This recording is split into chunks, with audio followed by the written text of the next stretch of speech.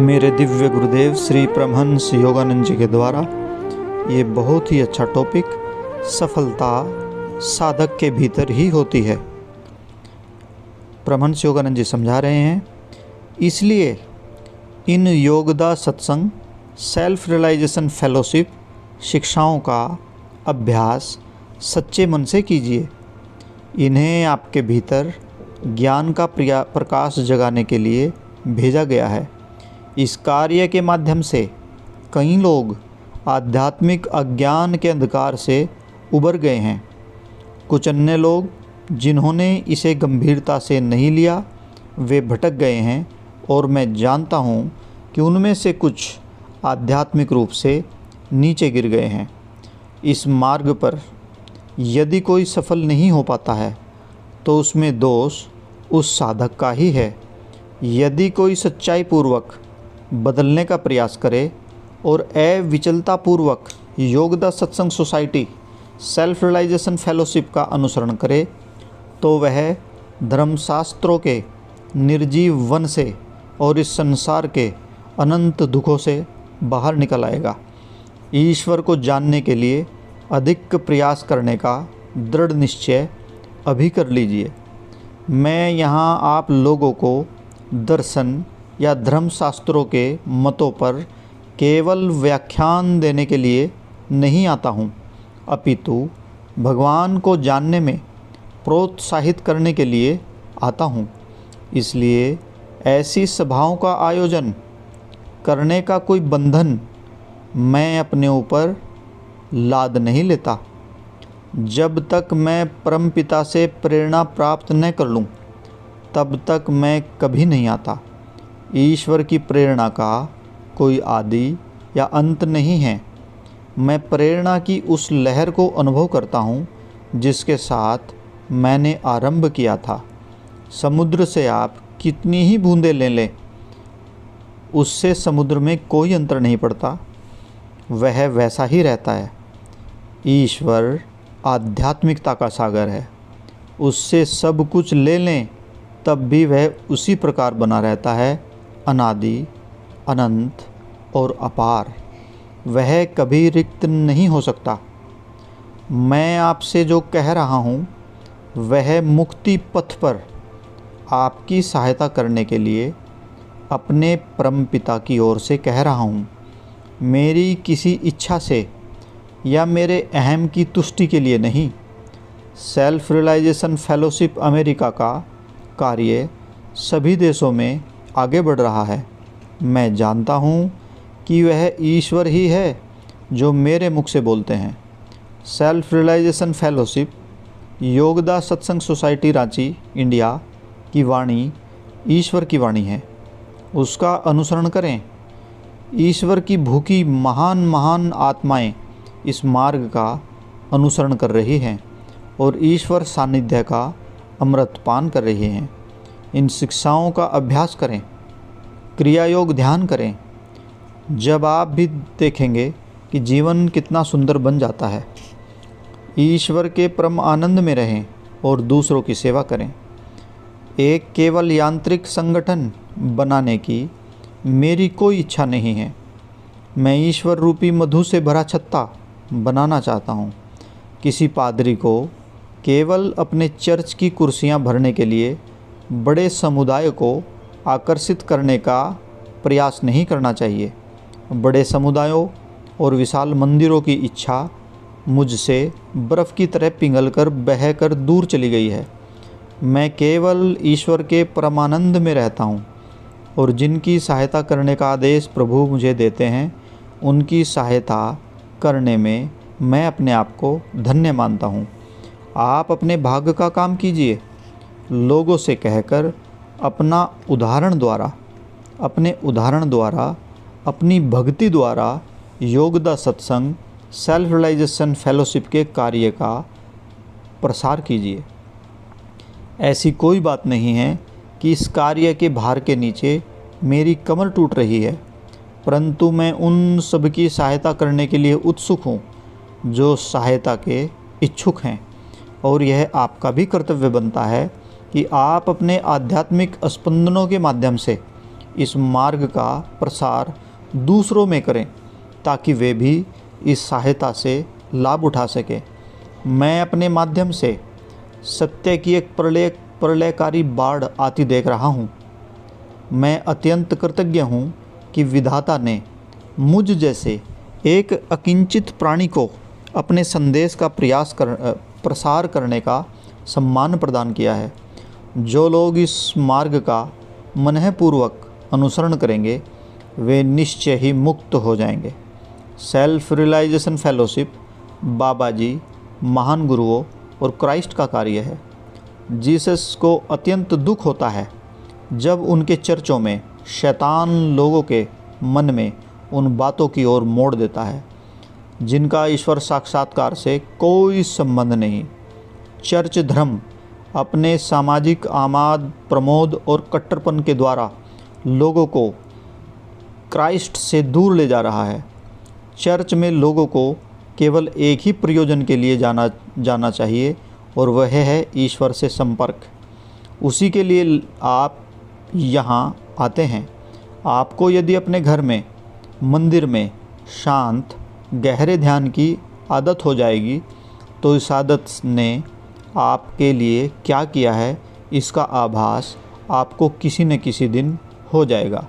ईश्वर संपर्क के लिए शांत स्थानों का होना आवश्यक है।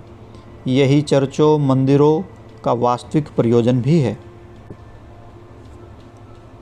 मैं सत्य के अपने अनुभव द्वारा ही आपसे कहता हूँ, आप एक आध्यात्मिक ग्रामोफोन बाजे का ध्यान से सुनना नहीं चाहते।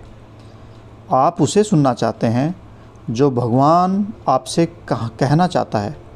जो कुछ भी मैं आपसे कहता हूँ वह सब कुछ ईश्वर से आता है और आपकी सर्वोत्तम भलाई के लिए है। मैं बिकाऊ नहीं हूँ, मुझे घूस नहीं दी जा सकती। मैं यहाँ सेवा करने आया हूँ। जब ईश्वर मुझे बुला लेंगे मैं चला जाऊँगा। मैं यहाँ केवल आपको सत्य प्रदान करने के लिए आया हूँ और जो उसे ग्रहण करेंगे उनके साथ मैं प्रसन्न होऊंगा। मैं हजारों के समक्ष बोला हूँ, परंतु मैं चाहता हूँ कि आप जाने कि इस मंदिर अथवा इस वातावरण एवं आपके लिए जो ईश्वर की खोज की अपनी अभिलाषा में सच्चे हैं, मैं ठहरा हुआ हूँ। मैं उन्हें जानता हूँ जो ईश्वर की ओर बढ़ रहे हैं। उनका लाभ महानतम होगा। यहाँ आत्माओं की बगिया में आपके साथ होना और आपसे ईश्वर के विषय में बोलना मेरा कर्तव्य एवं विशेष अधिकार है। जब आप इन स्थलों में प्रवेश करते हैं तो कुछ बुरा न बोलें, किसी बुराई को न सुने और कुछ भी नकारात्मक न देखें, और आप उन पवित्र स्पंदनों का अनुभव करेंगे जो सदैव उपस्थित रहते हैं। मैंने यहाँ किसी भी नकारात्मक वस्तु के विषय में बात नहीं की है। यही कारण है स्पंदन इतने पवित्र हैं। मैं आपसे भी चाहता हूँ कि इसके अनुसार चलें। केवल सकारात्मक एवं शुद्ध मन वाले बनना, क्योंकि मन के ऐसे मंदिरों में ही ईश्वर आना और निवास करना पसंद करते हैं। जय गुरु जी। मेरे दिव्य गुरुदेव श्री परमहंस योगानंद जी के द्वारा ये टॉपिक आत्म विजय ही सबसे बड़ी विजय है। परमहंस योगानंद जी समझाते हैं, अपना आत्म विश्लेषण करना सीखें, सेल्फ एनालिसिस करें। सकारात्मक और नकारात्मक दोनों ही पहलुओं को देखते हुए आप अभी जैसे हैं वैसे कैसे बने, यह देखें कि आपके अच्छे और बुरे गुण कौन कौन से हैं और उन्हें आपने कैसे प्राप्त किया। फिर बुरे गुणों की फसल को नष्ट करने की प्रक्रिया आरंभ कर दें। अपने स्वभाव से दुर्गुणों को निकाल फेंकें और अच्छी फसल में वृद्धि के लिए, अच्छे गुणों की फसल में वृद्धि के लिए आध्यात्मिक गुणों के बीज अधिकाधिक बोएं। आप जैसे जैसे अपनी बुराइयों को पहचान कर उन्हें वैज्ञानिक तरीके से उखाड़ फेंकते जाते हैं, वैसे वैसे आप अधिकाधिक शक्तिशाली बनते जाते हैं। इसलिए अपनी दुर्बलताओं से कभी हतोत्साहित न हों। हतोत्साहित होने का अर्थ है आपने अपनी पराजय स्वीकार कर ली है। आपको रचनात्मक आत्मविश्लेषण द्वारा अपनी सहायता स्वयं करने में सक्षम बनना ही होगा। जो लोग अपनी विश्लेषणात्मक बुद्धि का उपयोग नहीं करते वे अंधे हैं। उनमें आत्मा का सहजतम ज्ञान अज्ञान से ढक गया है, इसलिए लोग दुख में पड़े रहते हैं। ईश्वर ने हमें अज्ञान के आच्छादन को हटाकर अपने अंतर्ज्ञान ज्ञान के द्वारा वो शक्ति दी है जिससे कुछ भी प्रकट किया जा सकता है। ठीक वैसे ही जैसे उन्होंने अपनी पलकें खोलकर प्रकाश को देखने की शक्ति दी है। प्रत्येक रात्रि को आत्मनिरीक्षण करें और अपनी मानसिक दैनंदिनी रखें। दिन भर में यदा कदा 1 मिनट के लिए स्थिर होकर क्या कर रहे हैं, क्या सोच रहे हैं, इसका विश्लेषण करें। जो अपना आत्मविश्लेषण नहीं करते वे कभी नहीं बदलते। वे न बढ़ते हैं न घटते हैं, बस जहाँ हैं वहीं अटक कर रह जाते हैं। यह अस्तित्व की अत्यंत संकटपूर्ण अवस्था है। जब आप परिस्थितियों को अपने विवेक पर प्रभावी होने देते हैं तब आपकी सारी प्रगति, सारी प्रोग्रेस रुक जाती है। ईश्वर के विषय में सब भूलकर स्वयं समय व्यर्थ गंवाना बहुत आसान है। इससे आप क्षुद्र बातों के विषय में अत्यधिक सोचते रहते हैं और भगवान के विषय में सोचने के लिए आपके पास कोई समय ही नहीं बचता। जब आप प्रत्येक रात्रि को अपना आत्मविश्लेषण करते हैं तब इसका ध्यान रखिए कि आप एक ही स्थान पर अटक तो नहीं गए हैं। आप इस जगत में अपने आप को खोने नहीं अपितु सच्चे स्वरूप को ढूंढने के लिए ही आए हैं। ईश्वर ने आपको अपने जीवन पर विजय प्राप्त करने के लिए अपना एक सैनिक बनाकर यहाँ भेजा है। आप उनकी ही संतान हैं और सबसे बड़ा पाप है अपने सर्वोच्च कर्तव्य को भूल जाना, उसके निर्वहन में टालमटोल करना। यह सर्वोच्च कर्तव्य है अपने अहम पर विजय प्राप्त करके ईश्वर के साम्राज्य में अपना वास्तविक स्थान पुनः ग्रहण करना। जितनी अधिक आपकी समस्याएं हों उतना ही अधिक अवसर प्रभु को यह दिलाने के लिए आपको प्राप्त है कि आप भी एक आध्यात्मिक चंगेज खान हैं, एक आत्म विजेता। हम में कई दोष हैं जिन पर हमें विजय प्राप्त करनी है। जो स्वयं को जीत लेता है वही सच्चा विजेता है। आपको भी वह करने का प्रयास करना चाहिए जो मैं कर रहा हूँ। नित्य अपने अंतर में, अपने अंदर अपने आप को जीतते रहना, और इस आंतरिक विजय के कारण ही मैं सारे विश्व को अपने नियंत्रण में पाता हूँ। महाभूत जो इतने रहस्यमय लगते हैं, शास्त्र जो इतने परस्पर विरोधी प्रतीत होते हैं, सब कुछ ईश्वर के महान प्रकाश में स्पष्ट हो जाता है। उस प्रकाश में प्रत्येक बात समझ में आ जाती है और प्रत्येक बात पर प्रभुत्व स्थापित हो जाता है। ईश्वर का यह ज्ञान प्राप्त करना ही एकमात्र उद्देश्य है जिसके लिए आपको इस जगत में भेजा गया था। और इस लक्ष्य के स्थान पर यदि किसी दूसरे लक्ष्य पर आपने अपने जीवन को केंद्रित कर दिया तो आप स्वयं को, अपने को दंडित करेंगे। अपनी आत्मा को ढूंढें, ईश्वर को ढूंढें, और जीवन आप पर जो भी उत्तरदायित्व डालता है उन्हें निभाने का अपनी क्षमतापूर्वक सर्वोत्तम प्रयास करें। विश्लेषण और उचित कर्म के द्वारा प्रत्येक बाधा को जीतना सीखें और आत्मजय प्राप्त कर लें। जब तक आपके मन में शंका रहेगी कि जीवन के साथ इस युद्ध को आप जीत सकेंगे या नहीं, तब तक आप पराजित होते ही जाएंगे। परंतु जब आप अपने अंतर में ईश्वर के आनंद से उन्मत्त हो जाते हैं तब अधिकाधिक सकारात्मक और अधिकाधिक विनम्र बन जाते हैं। पीछे की ओर मत जाएं और एक स्थान पर अटक कर मत रहें। अधिकांश लोग या तो एक ही स्थान पर अटक गए हैं या अपनी अच्छी और बुरी प्रवृत्तियों की रस्सी खींच में उलझ गए हैं। कौन सी प्रवृत्तियाँ जीतेंगी? बुरी प्रवृत्तियाँ आपके मन के भीतर फुसफुसाती माया की वाणी है। माया सदा ही आपको किम कर्तव्य में मूढ़ न सोचने समझने की जो स्थिति है उसको प्रदान करती है।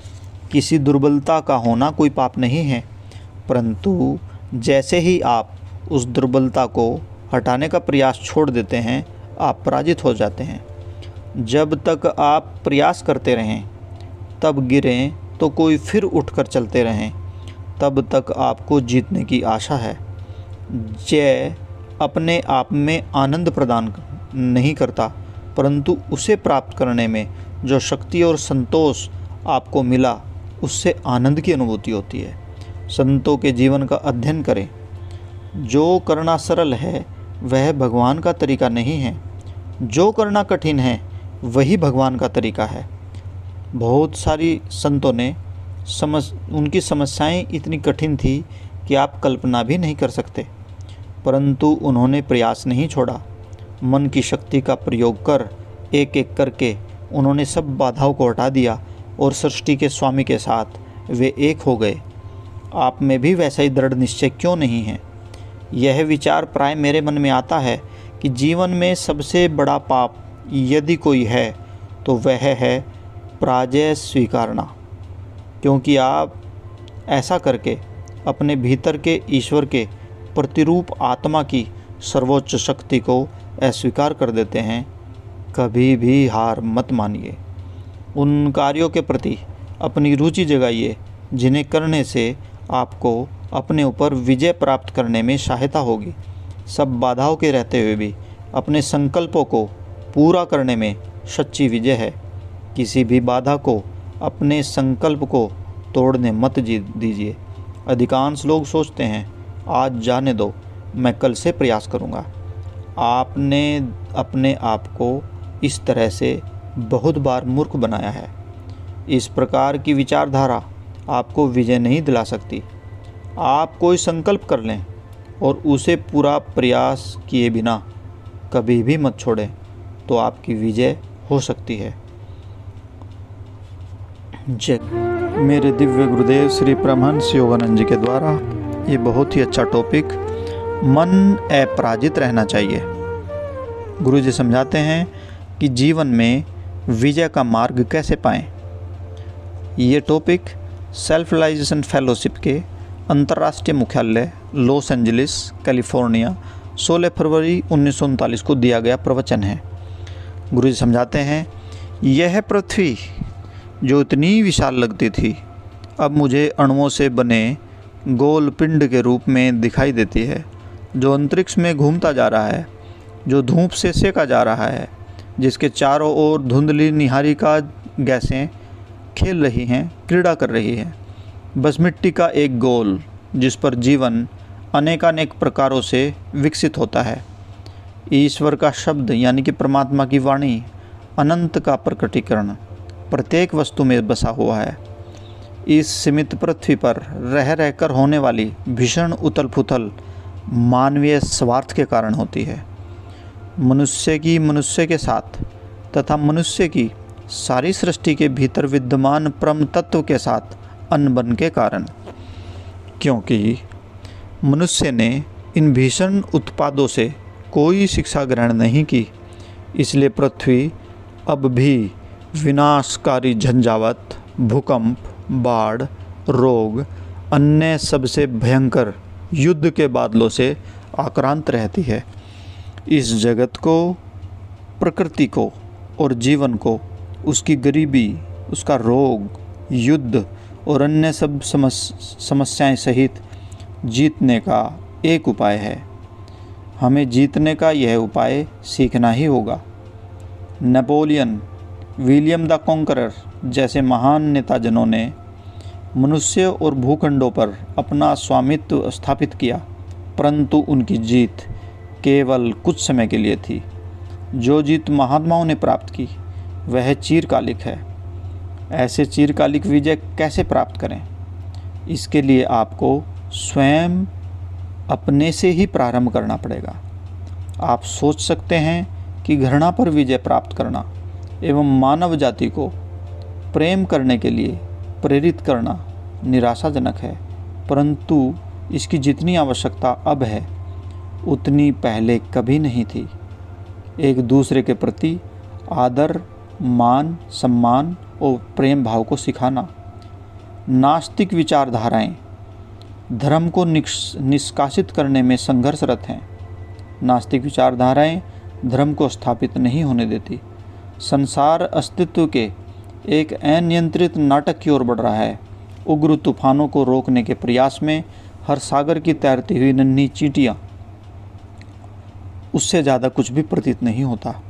परंतु अपनी शक्ति को कम न करें, अपने आप को कम न आंकें। सच्ची विजय अपने आप को जीतने में ही है। जैसे अनेक महात्माओं, साधु और संतों ने अपने आप को जीता। उनकी आत्मविजय ने उन्हें समस्त प्रकृति पर प्रभुत्ता प्रदान की। विज्ञान का प्रकृति और जीवन पर विजय प्राप्त करने का ढंग भिन्न है, तथापि वैज्ञानिक आविष्कारों से जो आशाएं आरंभ में उत्पन्न होती हैं, उनसे चिरकालिक कुछ भी प्राप्त नहीं होता।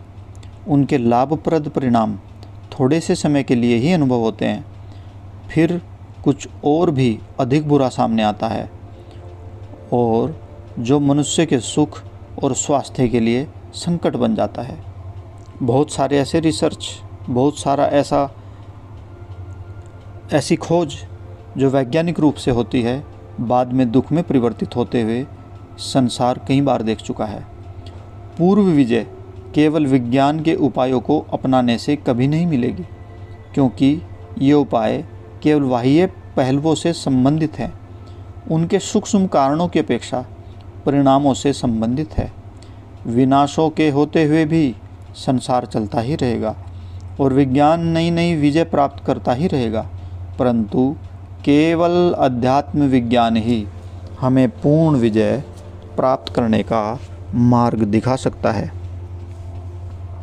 मन अपराजित रहना चाहिए। अध्यात्म विज्ञान के अनुसार मन की वृत्ति सब कुछ है।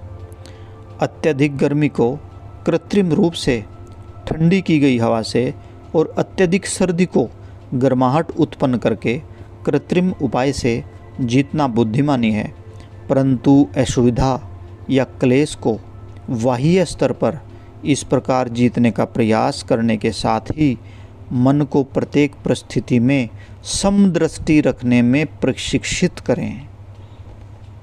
मैंने स्याही सोखने वाले कागज़ की भांति, मन स्याही सोखने वाले कागज़ की भांति होता है। जिस रंग को भी उसे छुआओ उसी रंग का वह हो जाता है। अधिकांश लोगों के मन अपने परिवेश के रंग में रंग जाते हैं, परंतु बाह्य परिस्थितियों से मन के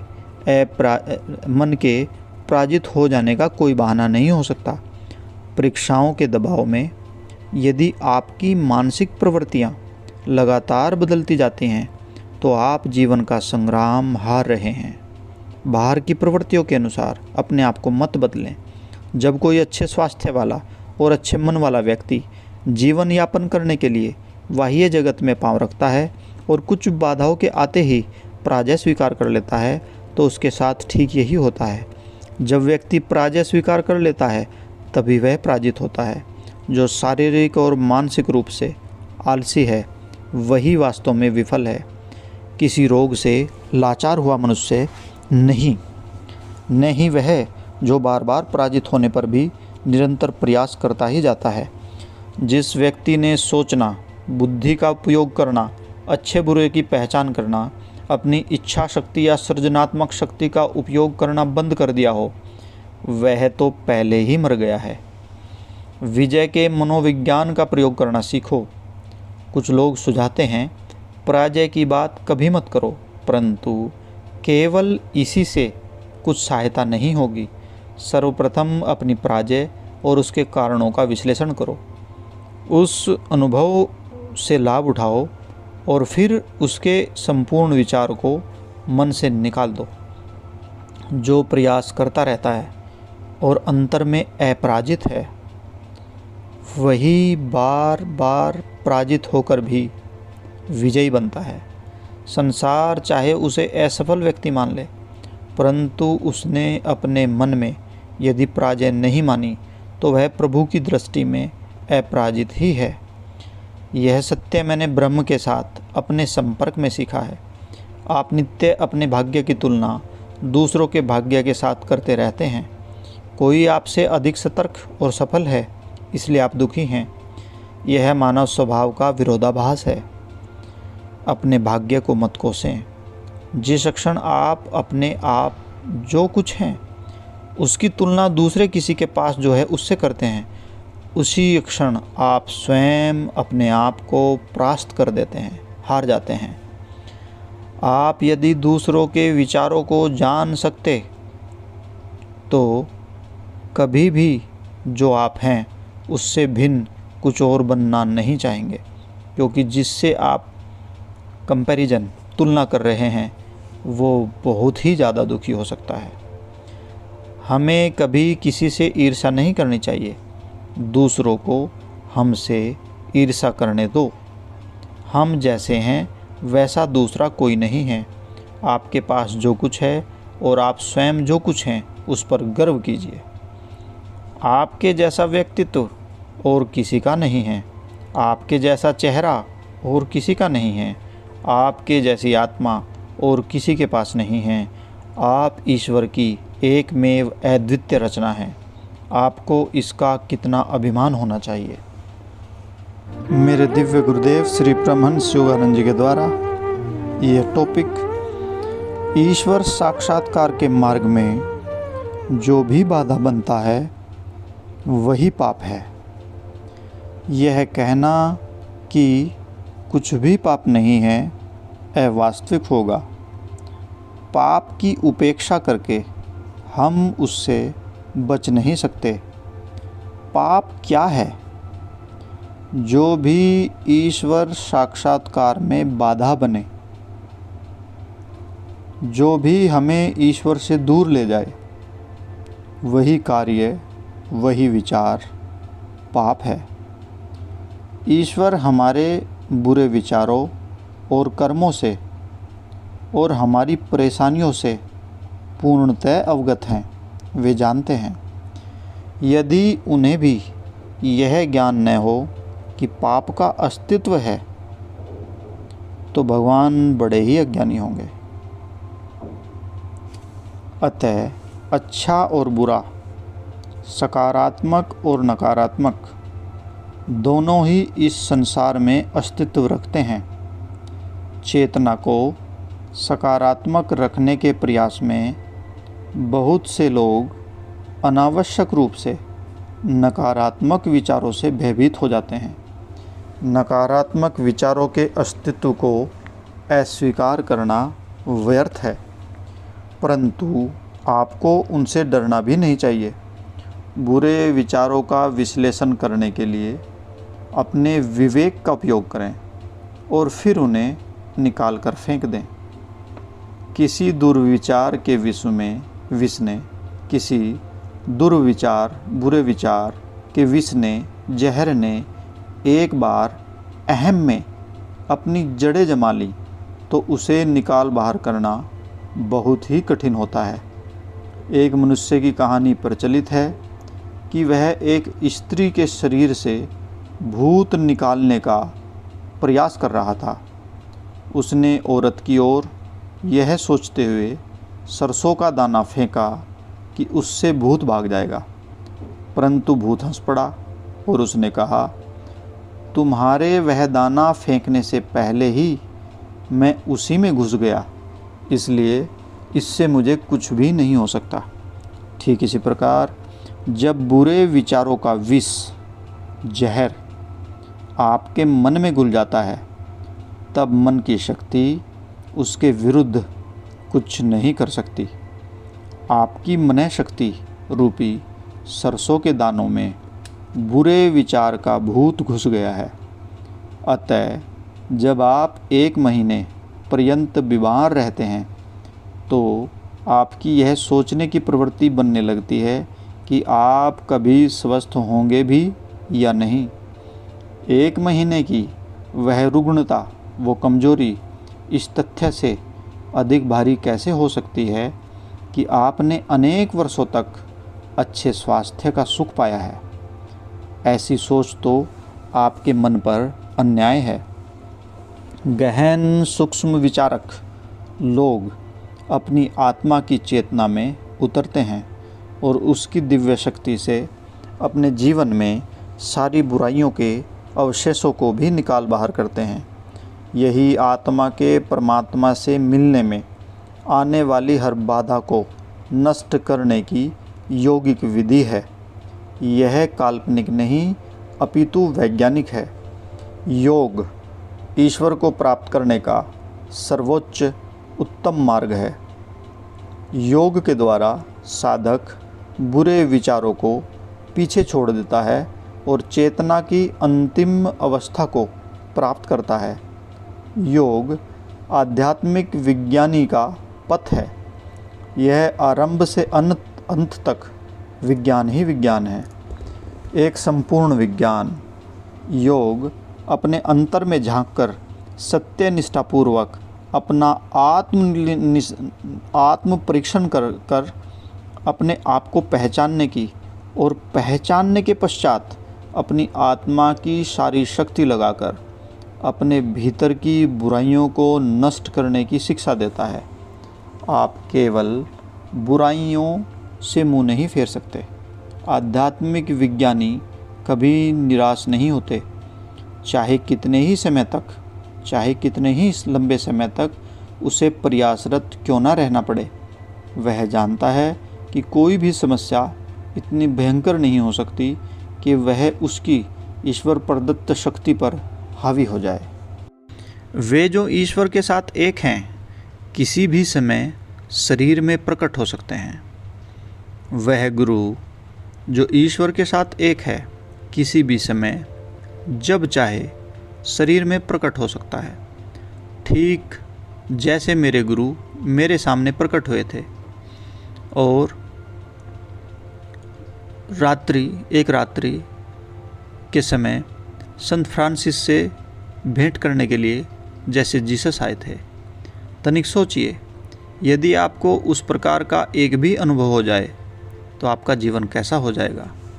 आप इस समस्त संसार को वैसा देखेंगे जैसा यह वास्तव में है, परंतु आप ध्यान की गहराइयों का पता लगाने हेतु प्रयास करने के इच्छुक नहीं हैं। ईश्वर की उपस्थिति प्रचुर है, परंतु इसके लिए आप कार्य नहीं करते। आप अपनी बुद्धिमत्ता और ईश्वर प्रदत्त स्वतंत्रता का उपयोग परमात्मा को प्राप्त करने में नहीं लगाते। जब मैंने इस जीवन में ईश्वर के लिए अपनी खोज आरंभ की, तब मैंने पाया कि महान शिक्षक जो कहते हैं वह सत्य है और मैं गंभीरतापूर्वक ईश्वर की खोज में लग गया। एक रात्रि एक अन्य विद्यार्थी और मैंने श्री कृष्ण पर ध्यान करने का निर्णय किया। हम उनका मानस दर्शन चाहते थे। कुछ घंटे पश्चात मेरे साथी ने कहा, आओ आप अब हम सोने चलते हैं।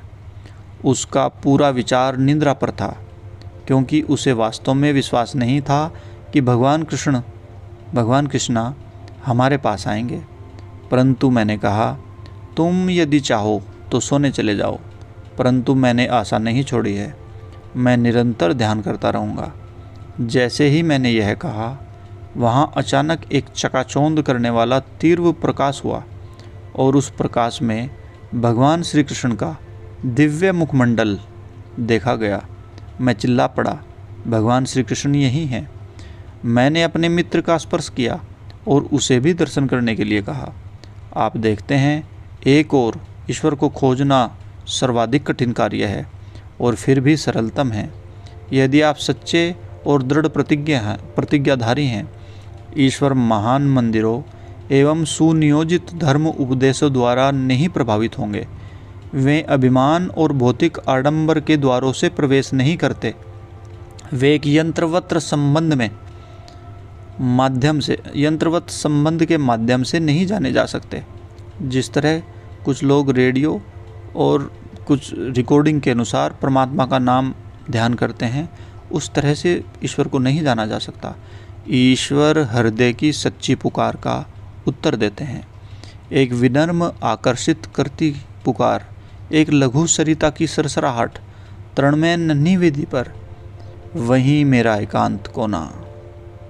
ऐसा था मेरा मंदिर बचपन में भी। मैं बाहर कोई शांत कोना खोजा करता था और वहाँ मैं तब तक प्रार्थना करता था जब तक मैं नहीं देख लेता कि घास के तिनके ईश्वर के स्नायु हैं, जल ईश्वर का प्रकाश है तथा लघु सरिता की खिलखिलाहट में मैं उनकी वाणी नहीं सुन लेता, तब तक मैं प्रार्थना करता ही रहता। जय गुरु जी।